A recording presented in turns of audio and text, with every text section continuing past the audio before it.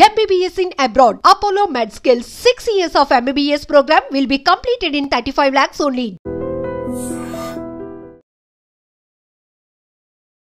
Sir operation Sindoor జరిగి ఇప్పటికి 2 months గడిచిపోయింది సార్. మనమేమో ఒక యుద్ధాన్ని గెలుచుకున్నాము, విజయాన్ని మాత్రమే చూడాలి అనుకుంటున్నప్పుడు వస్తున్నటువంటి డౌట్స్ ఉన్నాయి సార్. యాక్చువల్గా మనకి ఎంత నష్టం జరిగింది, ఎన్ని ఫైటర్ జెట్లు కూలిపోయాయి?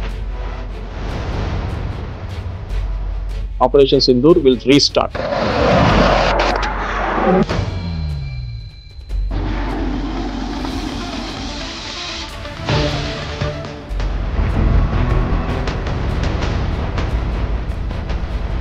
రాహుల్ గాంధీ అడిగిన స్టేట్మెంట్ ఎన్ని ఎకరాట్ పోయింది అనేది ఎగ్జాక్ట్లీ చైనీస్ వాళ్ళు చేసిన క్యాంపెయిన్ అంటున్నారు.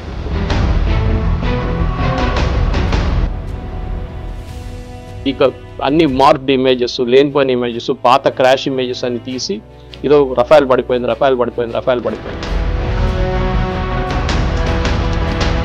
That he was asking the same information which Chinese were asking. Sir ఇప్పుడు చివరికి పాకిస్తాన్ అయినా మాకు ఎంత నష్టం జరిగింది అనేది చెప్పుకుంటోంది, భారత్ ఎందుకు చెప్పుకోవట్లేదు? ఒక పారదర్శకత అనేది ఉండాలి, ఎందుకంటే డిఫెన్స్ సిస్టమ్ మీద పెట్టేదంతా మన డబ్బే కదా, చెప్పాల్సిన అవసరం ఉంది కదా.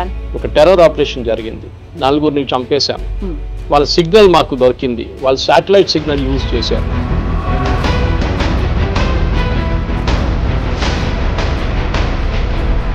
మనం కూడా చెప్పారనుకోండి, ఎస్ వాళ్ళు రఫేల్ కొట్టారు, లేకుంటే మనం కొట్టాము, ఇట్లా జరిగిందంటే వాళ్ళు నెక్స్ట్ టైం వాళ్ళకి అర్థమైపోతుంది. సో మిలిటరీ సీక్రెట్స్ అని ఉంటుంది. పాకిస్తాన్ ఏం చెప్తున్నారు, వాళ్ళ డ్యామేజ్ జరిగింది ఏదని చెప్తున్నారు, కానీ మన వైపు ఎక్కడ?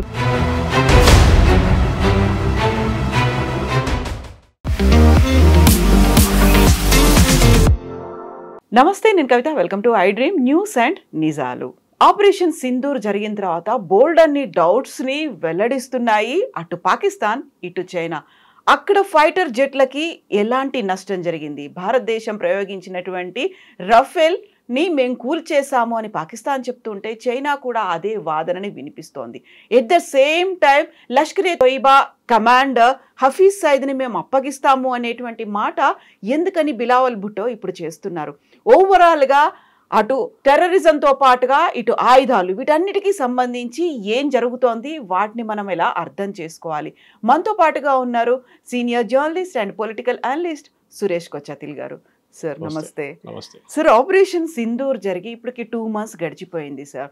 మనమేమో ఒక యుద్ధాన్ని గెలుచుకున్నాము, విజయాన్ని మాత్రమే చూడాలి అనుకుంటున్నప్పుడు వస్తున్నటువంటి డౌట్స్ ఉన్నాయి సార్. యాక్చువల్గా మనకి ఎంత నష్టం జరిగింది, ఎన్ని ఫైటర్ జెట్లు కూలిపోయాయి, అందులో సుఖాయిలు ఉన్నాయా, ఇవన్నీ ఉన్నాయి కదా సార్. యాక్చువల్గా ఎలా చూస్తున్నారు దీన్ని? ఆన్సర్స్ ఇవ్వాల్సిన అవసరం ఉందా లేదంటారా? ఒక ఎయిర్క్రాఫ్ట్ కూలి కింద పడినప్పుడు దాని డెబ్రీ ఎక్కడానికి కనిపించాలి కదా. మన దగ్గర ప్రతి మనిషి దగ్గర మొబైల్ ఫోన్ ఉంది ఇండియాలో. ఎక్కడ పడినా కానీ వాడు వెళ్ళి ఫస్ట్ షాట్లు తీసుకుంటారు. మీరు చూసుంటారు, క్రాష్ అయినప్పుడు ఏదైనా మనం పెద్ద ఎయిర్క్రాఫ్ట్ కాకుండా చిన్న ఎయిర్క్రాఫ్ట్ కూడా మన హకీంపేట్ వైపు నుంచో ఎక్కడైనా క్రాష్ అయితే కూడా, ఇప్పుడు జరగలేదులే రీసెంట్లీ, మంచిది, ముందు జరుగుతుంటే వెళ్ళి అందరు వీడియో తీసుకుంటారు. పంజాబ్ వైపు కానీ రాజస్థాన్ వైపు కానీ అది అక్కడే పడాలి కదా, పడిచ్చి ఎందుకు ఫోటోలు కనిపించట్లేదు? సో ఆబ్వియస్లీ ఎయిర్క్రాఫ్ట్ కూలిపోయింది అంటున్న దాని కాదు, ఎయిర్క్రాఫ్ట్లో జరిగిన లోపాల వల్లే జరిగిందని చెప్పి డస్సా నిన్న ఒక స్టేట్మెంట్ ఇష్యూ చేశారు, వాళ్ళ అఫీషియల్ స్టేట్మెంట్. వాళ్ళకి ప్రతి ఎయిర్క్రాఫ్ట్ కీ వాళ్ళ దగ్గర ఉంది, ఫిజికల్ కీ కాదు, ఒక డిజిటల్ కీ ఉంది వాళ్ళ దగ్గర. ఎందుకంటే ఏదైనా లోపం వస్తే రిమోట్లీ కూడా వాళ్ళు సాఫ్ట్వేర్ అప్డేషన్ కానీ మిగతా అన్ని వాళ్ళు అక్కడి నుంచి చేస్తుంటారు, ఫ్రాన్స్ నుంచి. ఇప్పుడు మనం చూసాం, మన F-35 తీసుకొచ్చారు, ల్యాండ్ చేయించారు ట్రివాండ్రంలో, ఫ్యూయల్ అని చెప్పారు, దాని తర్వాత హైడ్రాలిక్ ఇష్యూ అని చెప్పారు. లాస్ట్ ఇప్పుడు 25 రోజుల తర్వాత 22 రోజుల తర్వాత దాన్ని ఇప్పుడు హ్యాంగర్లో తీసుకెళ్ళారు రిపేర్ చేయడానికి. బ్రిటిష్ టెక్నీషియన్స్ అందరు వచ్చారు. ఇట్లాంటి సాఫిస్టికేటెడ్ ఎయిర్క్రాఫ్ట్, అది సుఖాయ్ ఉండొచ్చు, పాత జాగ్వార్ ఉండొచ్చు, ఇప్పుడు కూడా మన దగ్గర జాగ్వార్ ఉంది, అది పాత డసా వాళ్ళు తయారు చేసింది అది కూడా. అండ్ దెన్ ఇప్పుడు కొత్త ఉన్న వెర్షన్ రఫేల్ ఉంది మన దగ్గర. ఎయిర్క్రాఫ్ట్లో ఎప్పుడు ఏం జరుగుతుందంటే, ఇప్పుడు జరిగిన దాంట్లో కూడా చాలా క్లియర్గా ఏం చెప్తాం, ఒక ఎయిర్క్రాఫ్ట్కి ఏదో డ్యామేజ్ జరిగింది, వాళ్ళు యూజ్ చేసిన వర్డ్ ఫ్యాక్టరీసైడ్. ఫ్యాక్టరీసైడ్ అంటే ఫ్యామిలీ కూడా ఒకరొకరిని చంపినప్పుడు ఫ్యాక్టరీసైడ్ అంటారు. నాన్నగారు అబ్బాయి ఆ నాన్నగారిని చంపినప్పుడు ఫ్యాక్టరీసైడ్ అంటారు దాన్ని. At the same time army పార్లెన్స్లో ఫ్రెండ్లీ ఫైర్ అంటారు దాన్ని. అంటే మనం గుర్తుంటుంది మీకు, కార్గిల్ వార్ టైంలో కూడా, దానికన్నా తర్వాత కూడా మనకు 2-3 ఇన్స్టెన్సెస్లో అభినందన్తో జరిగిన ఒక ఎన్కౌంటర్, ఆ టైంలో ఒక మనకు హెలికాప్టర్ ఒకటి క్రాష్ అయింది మనది. 5-6 మంది చనిపోయారు. పెద్ద హెలికాప్టర్, రష్యన్ హెలికాప్టర్. దాంట్లో ఫ్రెండ్లీ ఫైర్, అది మన తరఫు నుంచి కొట్టిన మిసైల్ వెళ్ళి కొట్టిందన్నమాట దాన్ని. ఆ పైలట్స్ ఇద్దరు ఉంటారు కదా దాంట్లో, వాళ్ళు ఆ హెలికాప్టర్ని ఆ రేంజ్లో ఆ ఏరియాలో తీసుకురాకూడదు, ఎందుకు తీసుకొచ్చారు, ఆ మిసైల్ వచ్చి మన దాని మీద కొట్టింది. ఎందుకంటే మిసైల్స్ అనేది హీట్ సీకింగ్ మిసైల్స్ ఉంటుంది. ఒకసారి ఫైర్ చేసినప్పుడు మిసైల్స్ ఏదైనా హీట్ సీకింగ్ ఇంజిన్ ఏదైనా ఉంటే దాన్ని ఎంట పడుతుంది అనమాట. సో ఆబ్వియస్లీ జరిగింది అప్పుడు. ఈసారి ఏం జరిగిందో మనకు తెలియదు. సో డస్సా ఏమంటున్నారు, 17,000 ఫీట్లో ఏదో ఒక ఇష్యూ జరిగింది, వీఆర్ ఇన్వెస్టిగేటింగ్ అంటున్నారు. రఫాల్ కూడా ఒక డసాల్ట్, అంటే ఈ కంపెనీ తయారు చేసే కంపెనీ పేరు డసా ఏవియేషన్.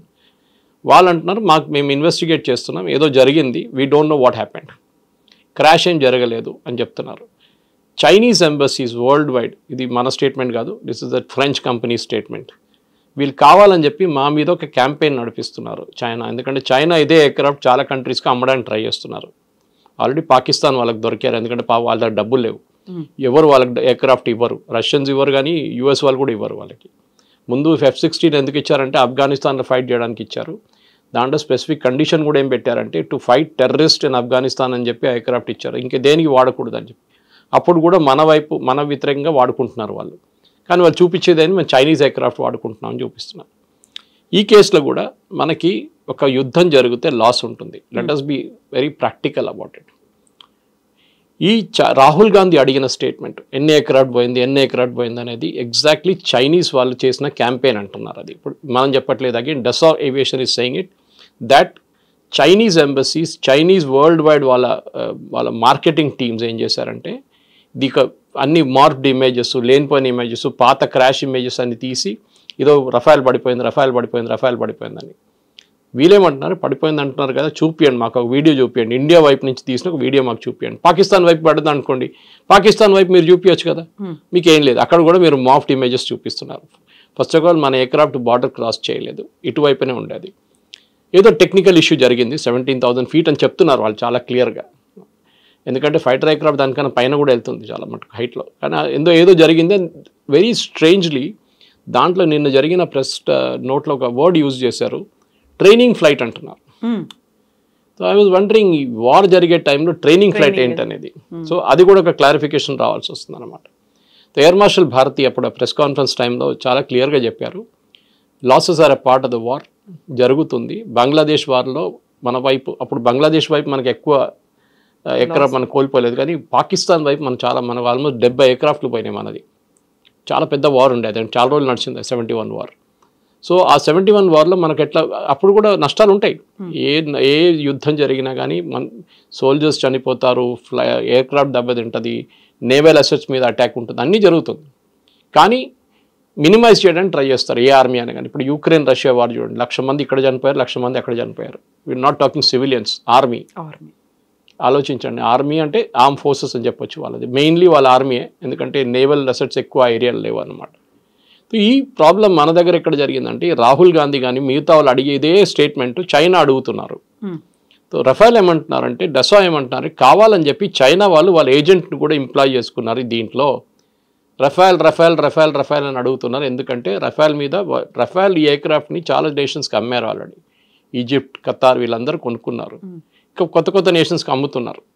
సో ఎక్కడైనా డౌట్ వచ్చింది అనుకోండి, ఇప్పుడు చైనీస్ ఎయిర్ డిఫెన్స్ సిస్టమ్ ఇచ్చారు, అజర్బైజాన్కి ఇచ్చారు, పాకిస్తాన్కి ఇచ్చారు, పని చేయలేదు. మనం చూసాం కదా, మనం ఈజీగా కొట్టేసాం మొత్తం వాళ్ళ ఎయిర్ డిఫెన్స్ సిస్టమ్. ఇప్పుడు నెక్స్ట్ ఒక కంట్రీకి ఎలాంటి వాళ్ళు తీసుకోరు. అదే టైంలో మన బ్రహ్మోస్ ఇంత ఎఫెక్టివ్గా మనం యూజ్ చేసినప్పుడు ఏమైందంటే, ఆల్రెడీ ఫిలిపీన్స్ మన దగ్గర నుంచి 2 బ్రహ్మోస్ కొనుక్కున్నారు, 2 బ్యాటరీస్లో చాలా మటుకు మిసైల్స్ ఉంటుంది ఎక్స్ట్రా.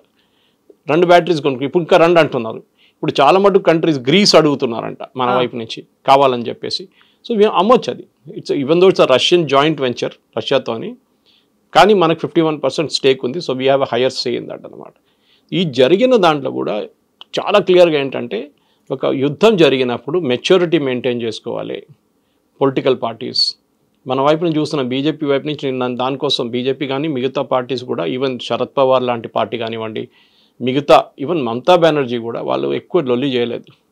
రాహుల్ గాంధీ ఒక్కరే కన్సిస్టెంట్గా సరెండర్ అని చెప్తున్నారు. సరెండర్ అంటే మీ ఆర్మీ సరెండర్ అయ్యారనమాట. మోదీ కాదు, మోదీ పేరు చెప్తున్నాడు కానీ it's obviously army whereas nobody surrendered. అందరికి తెలుసు ఎవరు డీజీఎంఓ కాల్ చేశారో, పాకిస్తాన్ డీజీఎంఓ మనకు కాల్ చేశారని చెప్పి ఎన్నోసార్లు వాళ్ళే చెప్తున్నారు.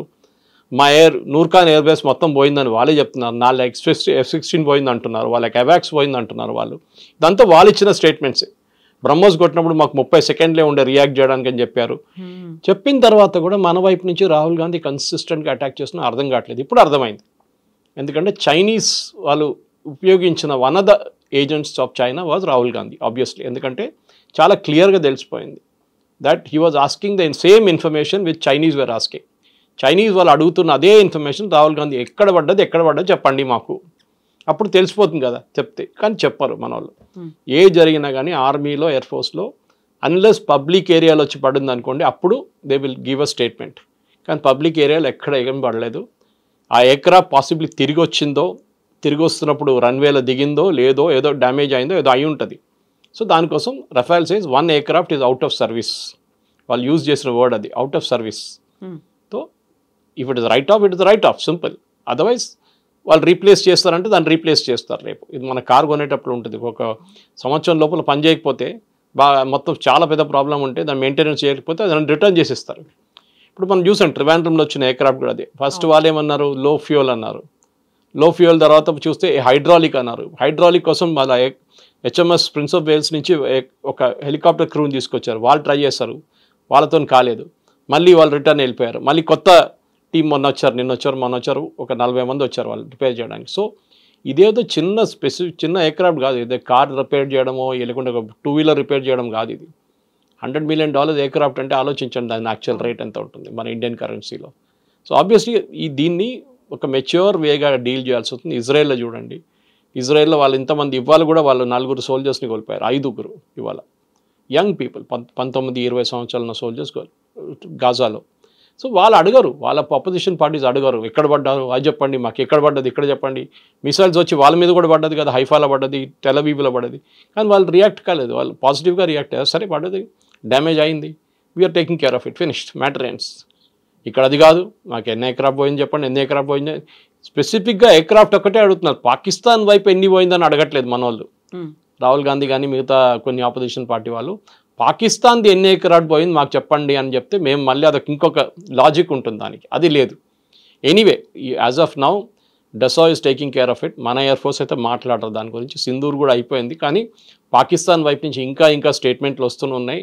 మా వైపు జరిగింది ఇది, రఫాల్ మాది బ్రహ్మోస్ కొడితే మాకు 30 సెకండ్లు ఉండే అని చెప్తున్నారు. అది కాకుండా నూర్ఖాన్ ఎయిర్ బేస్ కానివ్వండి, జకోబాబాద్ కానివ్వండి, మిగతా ఎయిర్ ఫోర్స్ బేస్ మీద జరిగిన వాళ్ళ డ్యామేజ్ కూడా నిన్ననే మొన్న 3 రోజుల క్రితం ఒక ఫార్మర్ సీనియర్ CIA ఏజెంట్ ఏం చెప్పారంటే దట్ వాళ్ళ న్యూక్లియర్ వెపన్స్కి ఒక అమెరికన్ జనరల్ దగ్గర ఉందంట, who is స్టేషన్డ్ in Islamabad.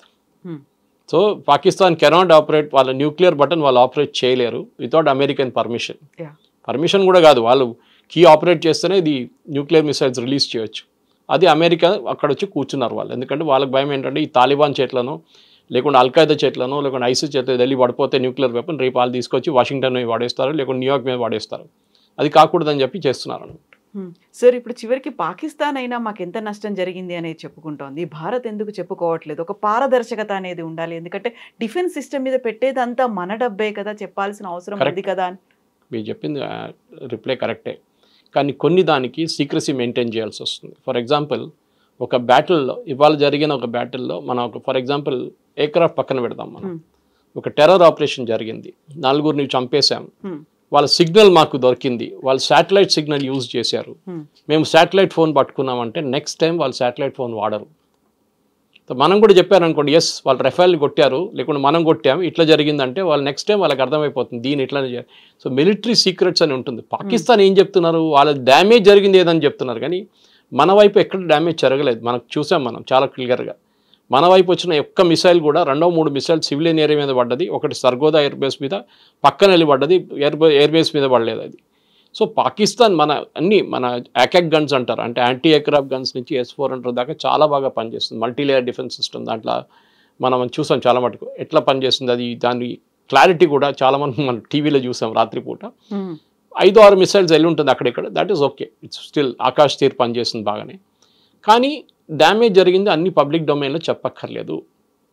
It is a protracted war, అంటే చాలా రోజులు నడిచిన యుద్ధం అంటే అప్పుడు చెప్పొచ్చు ఇంతమంది చనిపోయారు, ఇంతమంది ఎయిర్క్రాఫ్ట్ పోయింది, ఇన్ని నేవల్ అసెట్స్ మీద అటాక్ జరిగింది, ఇంత ఆర్మీ వాళ్ళు చనిపోయారని చెప్పి అప్పుడు చెప్తాం. కార్గిల్లో చెప్పాం కదా, కార్గిల్లో ఏ నష్టం జరిగింది అందరికీ తెలుసు. కార్గిల్లో వాళ్ళ ఎంతమంది పోయారని చెప్పి చాలా క్లియర్గా మనం అక్కడ గ్రేవ్స్ కూడా తయారు చేసాం వాళ్ళ కోసం. విజయ్ దివస్లో we celebrate those days with the fallen soldiers martyrs కోసం.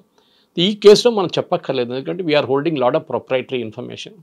నెక్స్ట్ సర్జికల్ స్ట్రైక్ అప్పుడు చెప్పలేదు, ఇది ప్రిసిషన్ స్ట్రైక్, ఇది కూడా చెప్పలేదు. చెప్పరు ఎప్పుడు చెప్పరు. ఎందుకంటే మీరు సర్జికల్ స్ట్రైక్లో మేము ఇట్లా కొట్టామని చెప్తే నెక్స్ట్ టైం వాళ్ళు రెడీగా ఉంటారు దానికోసం. యూ షుడ్ నెవర్ సే మేము పాకిస్తాన్ ఎట్లా కొట్టామని మన వాళ్ళు ఇప్పుడు కూడా చెప్పట్లేదు. నూర్ ఖాన్ బేస్ ఎట్లా కొట్టాయని చెప్పట్లేదు, జకోబాబాద్ ఎట్లా కొట్టాయని చెప్పట్లేదు, కైరానా హిల్స్ దగ్గర ఏం చేసాం మనం చెప్పట్లేదు. So we are not speaking. అది maturity of an army is there. Israel వాళ్ళు ఇంత పెద్ద క్యాంపెయిన్ చేశారు ఇరాన్ మీద, వాళ్ళు మొత్తం ఇన్ఫర్మేషన్ ఇచ్చారు బయట, ఎక్కడ ఇవ్వలేదు. అటాక్ చేసాం, బాంబ్ చేసాం. యూఎస్ కూడా B2 బాంబర్స్ తీసుకెళ్ళాం, కొట్టాం. డ్యామేజ్ ఎంత జరిగింది? సబ్స్టాన్షియల్ డ్యామేజ్, అంతే అంతే. పిక్చర్స్ ఎవరైనా దొరకచ్చు. Today you can go to any international thing, వాళ్ళు శాటిలైట్ పిక్చర్స్ మీకు ఇస్తారు. పాకిస్తాన్కి 10 నిమిషాలు పడుతుంది ఆ శాటిలైట్ పిక్చర్ కొనడానికి. దాని నుంచి వాళ్ళకి క్లియర్గా తెలిసిపోతుంది ఏమైనా మన ఎయిర్క్రాఫ్ట్ కింద పడితే దాని విజువల్స్ ఉంటుంది. దాంట్లో ఏ విజువల్స్ లేదు, ఎక్కడ లేదు. సో మనం సీక్రసీ మెయింటైన్ చేయాలి, చాలా ఇంపార్టెంట్. అన్నీ పబ్లిక్ డొమైన్లో చెప్పక్కర్లేదు. ఓకే, మనుషులు చనిపోతే క్లియర్గా తెలిసిపోతుంది, ఎందుకంటే మనం వీ హోల్డ్ ఒఫిషియల్ ఫ్యూనరల్స్. నిన్ననే పాకిస్తాన్ ఒక కార్గిల్లో చనిపోయిన ఒక సోల్జర్ని మేము బాడీ తీసుకోమని చెప్పిన వాళ్ళకి నిన్న ఒక వాళ్ళు విక్టరీ పరేడ్లో వాళ్ళు ఒక మెడల్ ఇచ్చారంట ఆయనకి, చనిపోయిన ఆయనకి. First the refuse to accept his body from India. మన వైపు నుంచి మనమే దాన్ని బరీ చేసాం అన్నమాట బాడీని. అట్లాంటి మనుషులు వాళ్ళు, మన అట్లా కాదు. మన ఫాలన్ సోల్జర్స్ని మనం ఎప్పుడు రెస్పెక్ట్ ఇస్తాం, వాళ్ళ ఫ్యామిలీకి బాడీ ఇక్కడ పంపిస్తాం, అన్నీ జరుగుతుంది. ఈసారి కూడా చూసాం మనం అది జరిగిందంతా. పహల్గామ్లో జరిగింది కానివ్వండి, మిగతా అన్ని ప్లేసెస్లో కూడా we take care of our soldiers very well. అది ఉంది.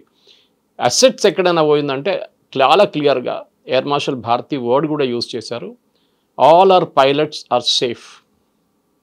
ఎప్పుడైనా ఎయిర్క్రాఫ్ట్ ఫ్లయింగ్ టైంలో ఏదైనా ప్రాబ్లం వచ్చినప్పుడు సార్ట్ అవుట్ చేయకపోతే దాన్ని సార్ట్ అవుట్ చేయలేమని. ఎందుకంటే పైలట్ దగ్గర మైక్రో సెకండ్స్ ఉంటుంది, 5-10 సెకండ్లో డిసైడ్ చేయాల్సి వస్తుంది ఏం చేయాలని. ఇంజిన్ పని చేయట్లేదు, ఇంజిన్ ఫ్లేమ్ అవుట్ అయిపోయింది, లేకుంటే ఏవియానిక్స్ పోయింది, ఇంకా ఎయిర్క్రాఫ్ట్ని కంట్రోల్ చేయలేము. వాళ్ళు లాస్ట్ మినిట్ దాకా ల్యాండింగ్ ట్రై చేస్తారు మళ్ళీ తీసుకొచ్చి ల్యాండ్ చేయడానికి. కానీ అది కూడా కాకపోతే ఏం చేస్తారంటే the instruction to all the pilots is eject. వాళ్ళ దగ్గర ఒక బటన్ ఉంటుంది, ప్రెస్ చేస్తే పైకి ఎయిర్క్రాఫ్ట్ నుంచి బయటికి వెళ్ళిపోతారు, పారాషూట్ ఓపెన్ అయితే ల్యాండ్ అయిపోతారు. ఎయిర్క్రాఫ్ట్ పోతుంది, ఎక్కడో వెళ్ళి పడిపోతుంది. అది ఎందుకు చేస్తున్నారంటే ఒక ఎయిర్ ఫోర్స్ పైలట్ని ట్రైన్ చేయడానికి మీరు 2.5-3 కోట్లు ఖర్చు పెడతారు. Your life is more valuable than the aircraft. Aircraft రేపు కొనొచ్చు, ఇంకొక పైలట్ని ట్రైన్ చేసి తీసుకురావాలంటే చాలా కష్టపడాలి. మన దగ్గర ట్రైన్ చేస్తారు హకీంపేటలో. ఫస్ట్ అక్కడ ఫిక్స్ వింగ్ ఉంది, దిండిగల్లో ఫిక్స్ వింగ్ ఉంది, హకీంపేటలో హెలికాప్టర్ డివిజన్ ఉంది మన దగ్గర. సో ట్రైనింగ్ కోసం చాలా ఖర్చు పెట్టిన డబ్బులు వాళ్ళు ఎక్స్పీరియన్స్ అయినప్పుడు they have to save that life అన్నమాట. దానికోసం చూడండి లాస్ట్ మినిట్ దాకా వాళ్ళు ట్రై చేస్తారు, కాకపోతే ఎజెక్ట్ చేసేస్తారు వాళ్ళు. సో ఇది కూడా అంతే case. That in a war also, war సిచ్యువేషన్లో కూడా ఎయిర్క్రాఫ్ట్ని సేవ్ చేయడానికి ట్రై చేస్తారు. ఎందుకంటే చీప్ కాదు, $50 మిలియన్ $60 మిలియన్ ఒక్కొక్క ఎయిర్క్రాఫ్ట్. F-35 అయితే $100 మిలియన్, మన ఇంకా కొనలేదు అది. So that is where it is. So ఒక వార్ సిచ్యువేషన్లో చెప్పిన దానికి అసలు డెసా వాళ్ళు టేక్ చేసుకున్నారు, చాలా క్లారిఫికేషన్ ఇచ్చారు.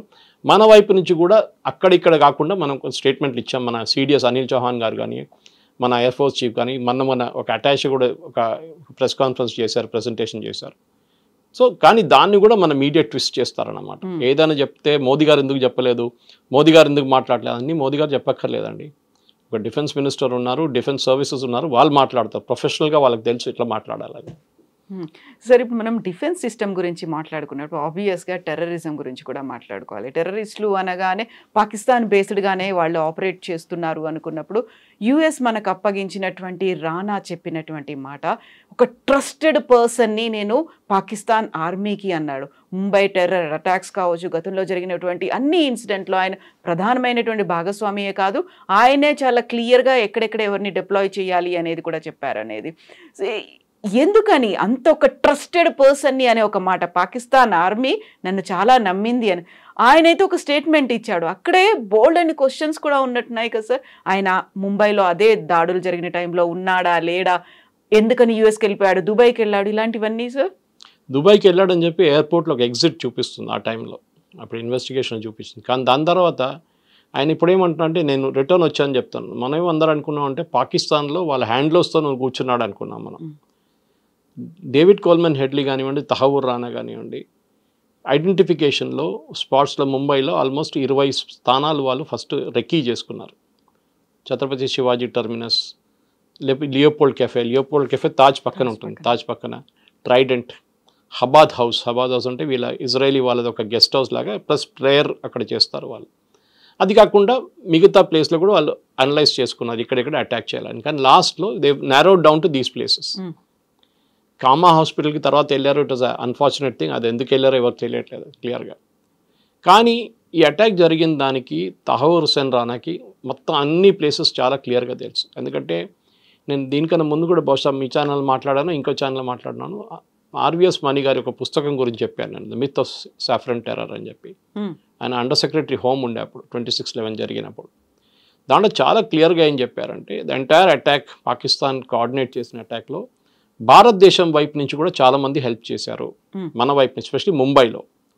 ఎందుకంటే మీకు ఆ రోజు సాయంత్రం వీళ్ళందరూ కోలివాడాలో దిగినప్పుడు పాకిస్తాన్ నుంచి టెర్రరిస్ట్ ఇంక్లూడింగ్ కసబ్తో ఉన్న వాళ్ళు 10-12 మంది ఉన్నారు. వాళ్ళు పెద్ద పెద్ద కిట్లు తీసుకొని దిగారు. మీరు ముంబైలో కోలివాడ నుంచి బయటకు వచ్చినప్పుడు మిమ్మల్ని అక్కడ ఉన్న ఫిషర్మెన్ వాళ్ళు అడుగుతారు మీరెవరు బాబు అని చెప్పి.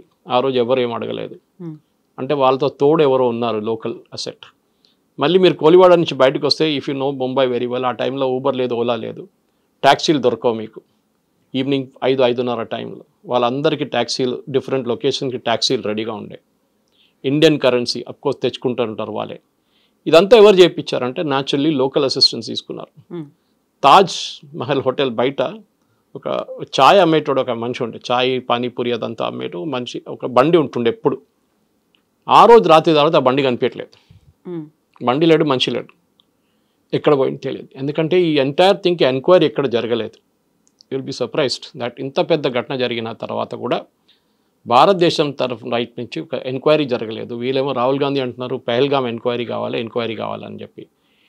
Intelligence failure. దీనికన్నా పెద్ద ఇంటెలిజెన్స్ ఫెయిలియర్ ఏముందండి? ఆ బోట్ పాకిస్తాన్ నుంచి దిగినప్పుడు మన కోస్ట్ గార్డ్ ట్రాక్ చేసుకున్నారు ఆ బోట్, మీకు తెలుసు బహుశా స్టోరీ అది. అండ్ వాళ్ళు ఇండియన్ కోస్ట్కి దాగానే ఇంకొక బోట్ని తీసుకొని దాని నుంచి వాళ్ళు ఇండియాకి వచ్చారు. ఇదంతా మన వాళ్ళు కోస్ట్ గార్డ్ అబ్జర్వ్ చేశారు. అప్పుడు చిదంబరం గారు పార్లమెంట్లో ఇచ్చిన రిప్లై ఉంది అది, yes we were tracking that boat అని చెప్పి. నేను చెప్పట్లేదు, చిదంబరం గారు చెప్పారు పార్లమెంట్లో, డిసెంబర్లో చెప్పారు అది. కానీ ద లాంగ్ స్టోరీ షార్ట్ ఏంటంటే బేసిక్లీ తహవూర్ హుస్సేన్ రానా ఈ చెప్పిన మాటకి పాకిస్తాన్ ఇప్పుడు కూడా నిరాకరిస్తారు. వాళ్ళు చెప్పారు మాకేం కనెక్షన్ లేదని చెప్తారు, వాళ్ళు డెఫినెట్గా చెప్తారు. ఏ దొంగ చెప్తారండి నేను దొంగతనం చేశారని చెప్పాడు. ఇప్పుడు పోలీసు వాళ్ళకి అది కొడితే అప్పుడు ఆడు చెప్తాడు నేను దొంగతనం చేశానని చెప్పి. ఇది అదే సంగతి అనమాట. ఇప్పుడు ఈ కన్ఫెషన్ ఇచ్చేశారు, అయిపోయింది. దీని తర్వాత ఏంటి నెక్స్ట్? పాకిస్తాన్ని can we hold them accountable ఇన్ని సంవత్సరాల తర్వాత? చేయాలంటే అప్పుడే చేయాలండే. We should have gone to international court of justice. లేకుంటే మన వైపు నుంచి కూడా ఒక ట్రయల్ కండక్ట్ చేసి పాకిస్తాన్లో ఉన్న ఈ హ్యాండ్లర్స్, అఫ్కోర్స్ మన అందరికీ తెలుసు, లష్కర్ ఎ తోయిబా కానివ్వండి, జైషే మహమ్మద్ కానివ్వండి, వీళ్ళు చేపించిన వాళ్ళ మీద చర్యలు చేపియాలండే. అప్పుడు చేయలేదు, అప్పుడున్న కాంగ్రెస్ గవర్నమెంట్ చేయలేదు. తహవూర్ హుస్సేన్ రానాని కూడా యుఎస్ పట్టుకున్నారు, మనం పట్టుకోలేదు. యుఎస్ పట్టుకున్న తర్వాత అది కూడా ఒక వీసా వైలేషన్ మీద పట్టుకున్నారు.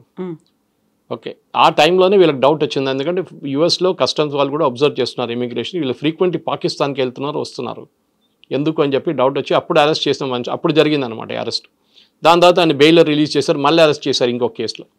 దాని తర్వాత అక్కడి నుంచి మన ఎక్స్ట్రడిషన్ ప్రొసీడింగ్స్ పెట్టాం. మోదీ గవర్నమెంట్ వచ్చిన తర్వాత మనం మన ఇంటర్పోల్ అరెస్ట్ వారెంట్ పెట్టాం. దాన్ని బట్టి చాలా పెద్ద లీగల్ బ్యాటిల్ తర్వాత దొరికారు. మన అందరికీ స్టోరీ తెలుసు అనమాట.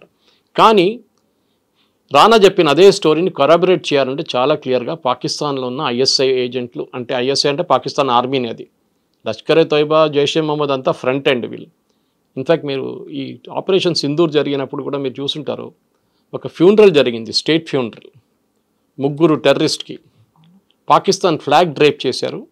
పాకిస్తాన్ ఆర్మీ సీనియర్ ఆఫీసర్స్ వచ్చి సెల్యూట్ కొట్టారు. పాకిస్తాన్ సోల్జర్స్ ఆ బాడీని క్యారీ చేశారు. మీరు టెర్రరిస్ట్ ఉన్నప్పుడు మీరు ఎందుకు చేస్తున్నారండి పాకిస్తాన్ ఆర్మీ?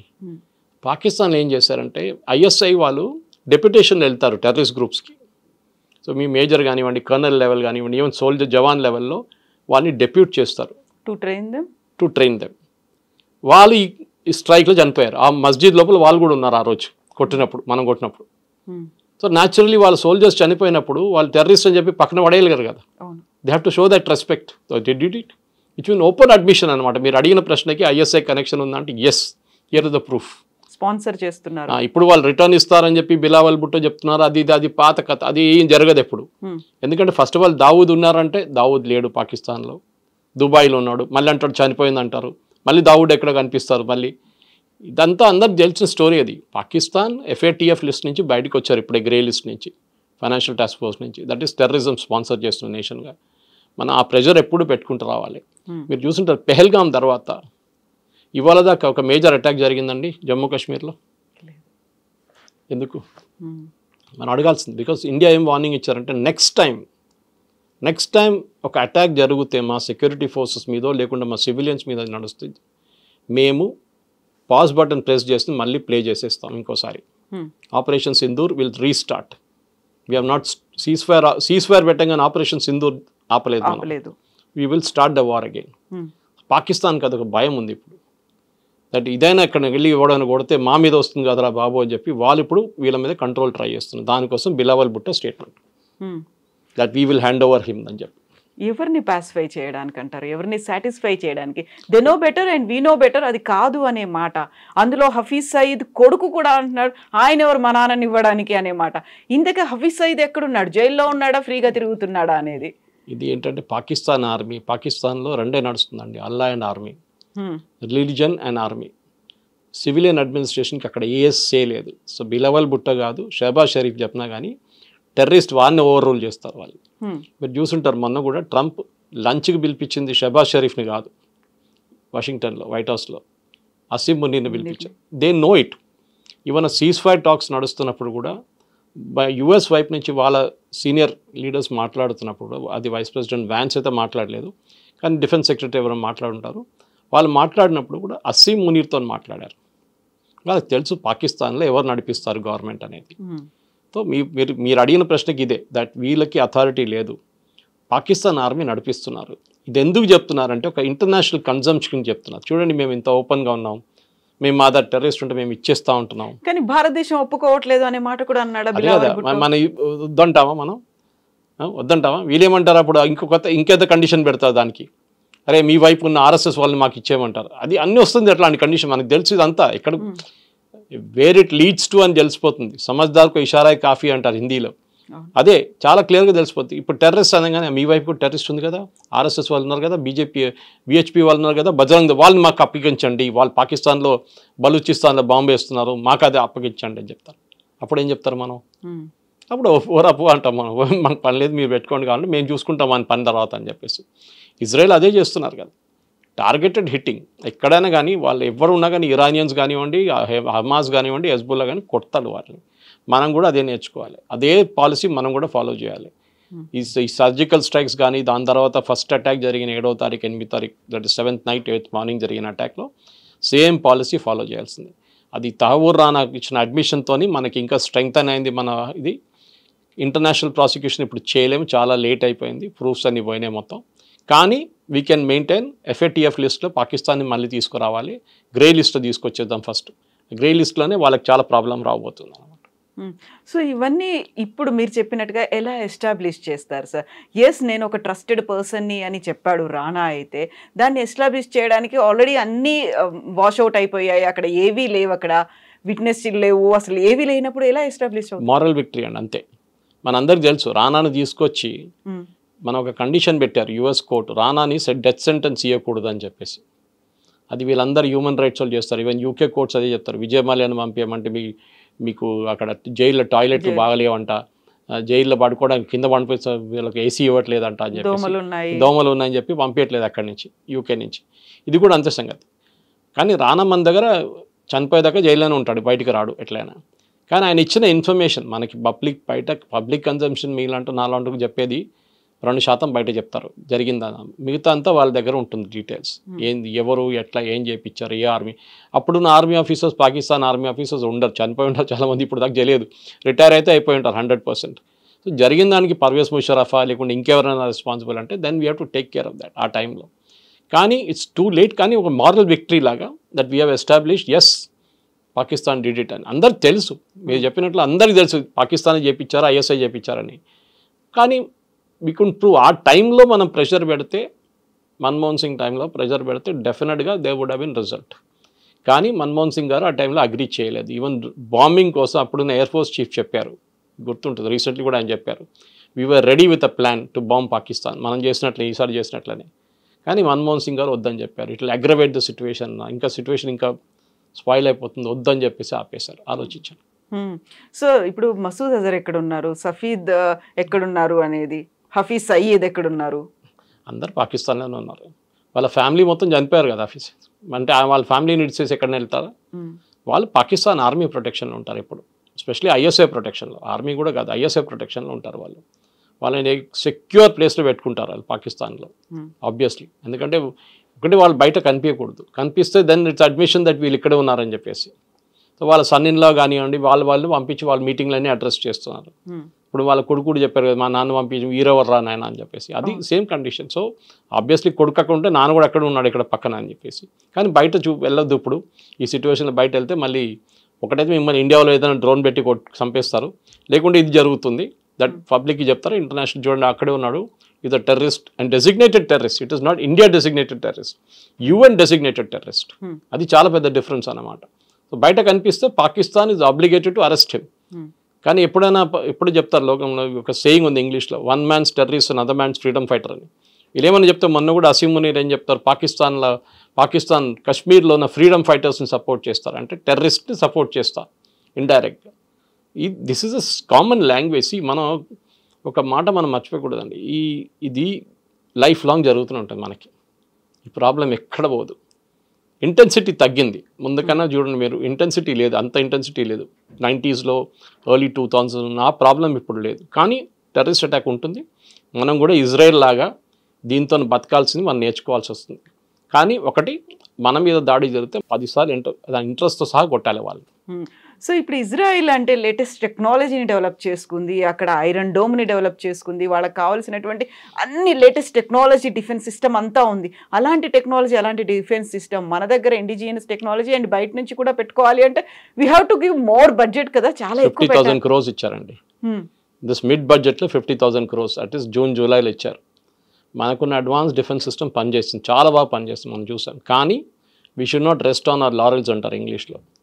ఏదో మనం ఈసారి గెలిచేసాం అయిపోయిందని కాదు. చైనా వాళ్ళు కాన్స్టెంట్గా, తుర్కీ వాళ్ళు కాన్స్టెంట్గా వాళ్ళు ఏదో పాకిస్తాన్కి వెపన్స్ ఇస్తుంటారు. మొన్న కూడా ఆర్మీ వాళ్ళు ఒక బ్రీఫింగ్లో చెప్పారు చాలా క్లియర్గా, దట్ చైనా ఇచ్చిన రియల్ టైమ్ ఇంటెలిజెన్స్, ఎందుకంటే పాకిస్తాన్ దగ్గర శాటిలైట్ లేదు, చైనా ఇచ్చిన ఇంటెలిజెన్స్తో పాకిస్తాన్ పనిచేశారు ఈ యుద్ధంలో, ఆపరేషన్ సింధూర్లో.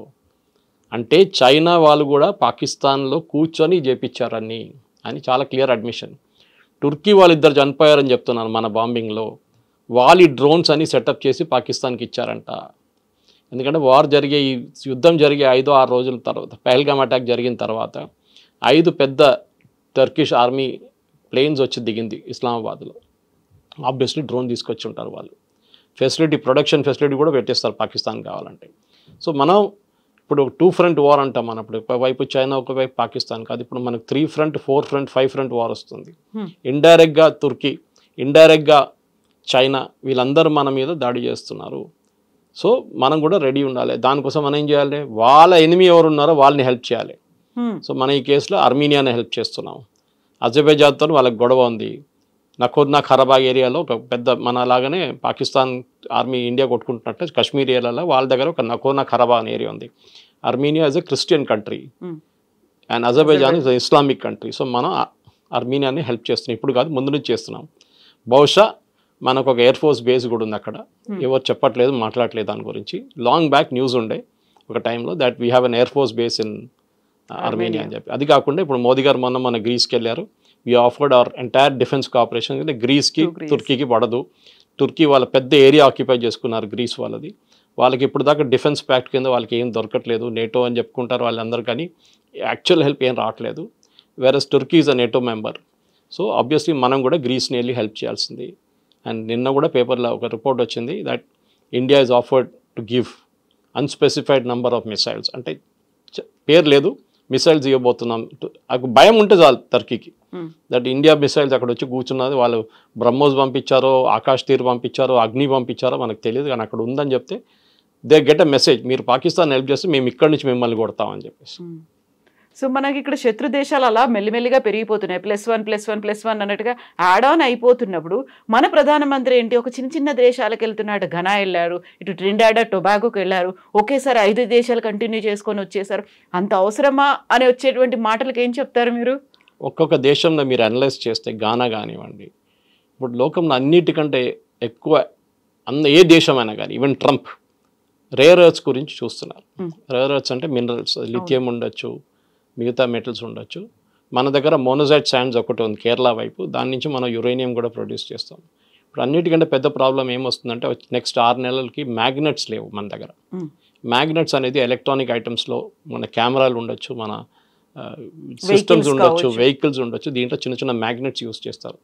ఇది మొత్తం కంట్రోల్ చైనా చేతిలో ఉండే ఇప్పుడు దాకా.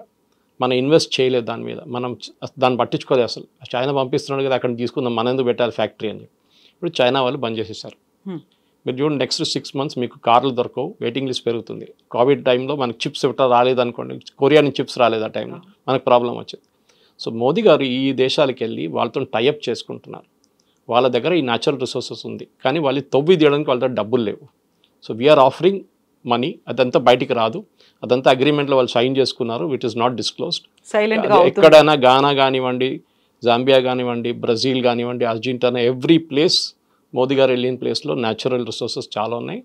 వాళ్ళకి డబ్బులు కావాలి, వీ విల్ గివ్ 50 million లేకుండా 100 million ఇచ్చి ఒక జాయింట్ వెంచర్ కంపెనీ పెట్టి మనం అక్కడి నుంచి we will dig it out. దానికోసం వెళ్తున్నాం. మనం అనుకుంటే చిన్న చిన్న ట్రినిడాడ్ అండ్ టొబాగో ఎందుకు, చాలా క్రూషియల్ రిసోర్సెస్ ఉన్నాయి ఈ ప్లేసెస్లో అన్నింటిలో. So we have to ensure మనం దీన్ని డెఫినెట్గా గయానా లాంటి దానికి అని చెప్పాము, గుర్తుంటుందా మీకు? అండమాన్స్ దగ్గర గయానా లాగా ఆయిల్ ఫీల్డ్స్ అని చెప్పాము. అవును. So why did you go to Guyana, why did you go to Trinidad and Tobago? ఒక పెద్ద ఇండియన్ కమ్యూనిటీ ఉందనుకోండి, అది వాళ్ళ ప్రైమ్ మినిస్టర్ కూడా ఒక ఇండియనే, అంటే ఎక్స్పాట్రీ, అంటే నెక్స్ట్ జనరేషన్ ఇండియన్ అన్నమాట, 3rd generation. కానీ ఇప్పుడున్న ప్రధానమంత్రి కానీ ప్రెసిడెంట్ కానీ, నాట్ జస్ట్ మోదీ గారు, ఎవరైనా కానీ ఇంటర్నేషనల్ విజిట్స్కి వెళ్తున్నప్పుడు వాళ్ళ కంట్రీ దగ్గర ఉన్న ప్రోడక్ట్స్ని అమ్మడానికి ట్రై చేస్తారు. ఒకటి అక్కడి నుంచి ఏం తెప్పించుకోవాలి అది చూస్తారన్నమాట. ఇప్పుడున్న పరిస్థితుల్లో మన దగ్గర ఎక్కువ న్యాచురల్ డిపాజిట్స్ ఉన్నది ఒకటి, మన వైపు కాశ్మీర్ వైపు లదాఖ్లో ఉంది ఒకటి, అది ఇంకా ప్రాస్పెక్ట్ చేయలేదు, ఆ టైం పడుతుంది దానికి. రెడీమేడ్గా ఉన్నది ఈ కంట్రీస్ దగ్గర ఉంది, కానీ వాళ్ళ దగ్గర టెక్నాలజీ లేదు ఒకటి, నెక్స్ట్ వాళ్ళ దగ్గర ఈ తవ్వి బయటికి తీయడానికి ఉన్న డబ్బులు లేవు వాళ్ళ దగ్గర, మైనింగ్ అండ్ మినరల్ కోసం అది చేయాలి.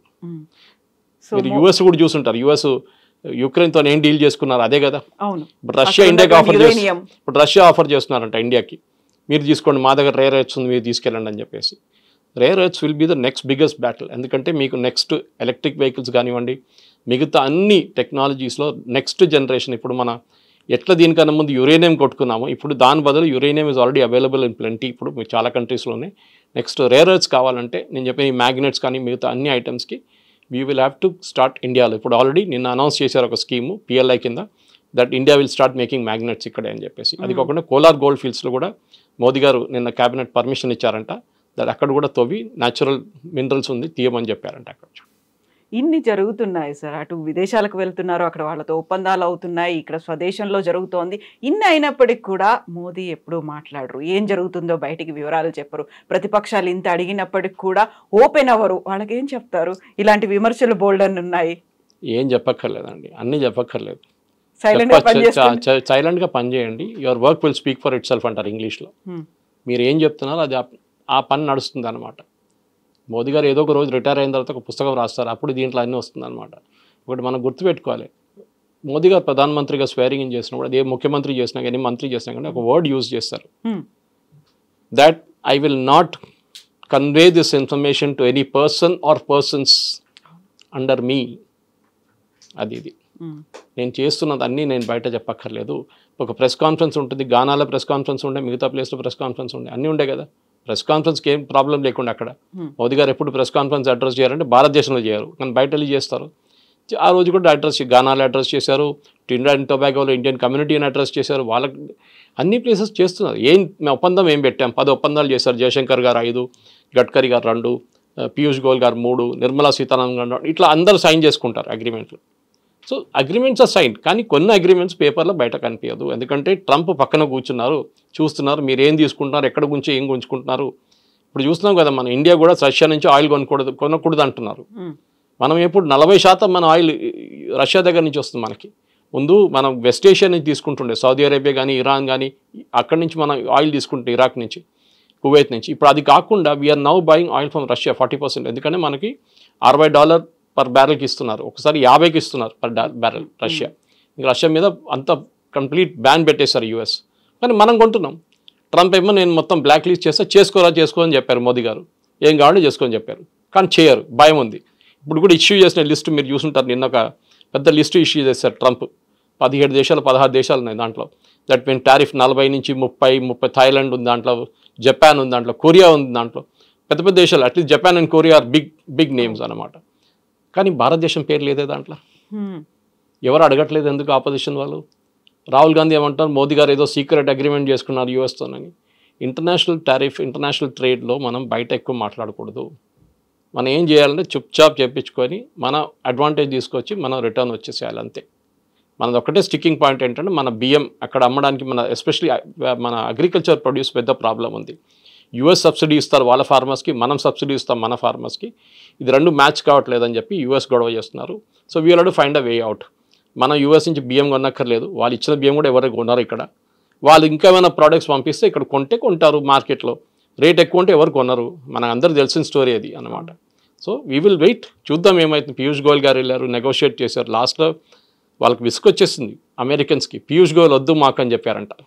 ఈయన చాలా టఫ్ నెగోషియేటర్, ఆయన chartered accountant first of all. ఈయన వద్దు మేము ఇంకెవరైనా పంపి అంటే మోదీ గారు చెప్పారంటే ఇంకెవరు లేరు, ఆయన వస్తారని చెప్పారు. ఆయన వస్తారు, ఆయనే నెగోషియేట్ చేస్తారు మీతో, ఆయన అక్కడ కూర్చొని నెగోషియేట్ చేస్తున్నారు ఇప్పుడు. So we will wait. దానికోసం ఈ లిస్ట్లో August 1 నుంచి ఉన్న లిస్ట్లో భారతదేశం లేదు. బ్రిక్స్ మీద ఏదో పెట్టారు 10% అని, అది ట్రిపికల్ ట్రంప్ బ్లఫ్, అది ఏం జరగదు. Thank you so much sir, బోల్డ్ అనే విషయాలు మాట్లాడుకున్నాం, ఇంకా చాలా ఉన్నాయి. Will talk next week. Thank you so much. Thank you very much. నిజంగా ప్రస్తుతం ఉన్నటువంటి సమాజం దేనికి ప్రయారిటీ ఇస్తుంది? ఆర్థిక సంబంధాల చుట్టూ మాత్రమే తిరుగుతుంది. మళ్ళీ ఎన్నికలంగానే చాలా విరక్తి కలుగుతాను. మంచి అనిపిస్తుంది కదా, లేడీస్ కూడా ఛాలెంజింగ్ జాబ్స్ చేసినప్పుడు చాలా బాగుంటది. ట్రాఫిక్ అసిస్టెంట్స్ గా నియమించిన ట్రాన్స్జెండర్స్ అందరితో సాల్యూట్ చేయించుకుంటున్నారు. ఫుడ్ డెలివరీ ఇవ్వటానికి వెళ్ళినటువంటి డెలివరీ బాయ్ అనిల్ పై కళ్ళ ముందు